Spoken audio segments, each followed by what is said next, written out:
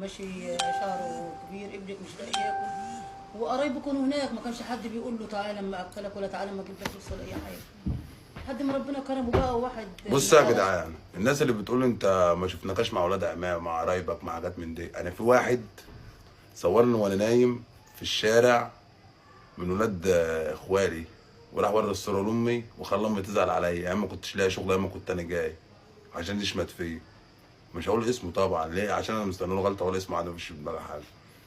فهنا ولا قريب بينفعك ولا حد بينفعك، اقسم بالله بتيجي تلحس التراب. فانت يعني اشتغل وما تمشيش في الحرام. انا قعدت هنا طالع عين اشتغلت ب 120 يورو، اقسم بالله اقسم بالله، عشان ما اقولش لحد حاج جنيه، عشان ما نمشي في الشارع، عشان قرايبي كان اول ناس عاوزين يشمتوا فيا.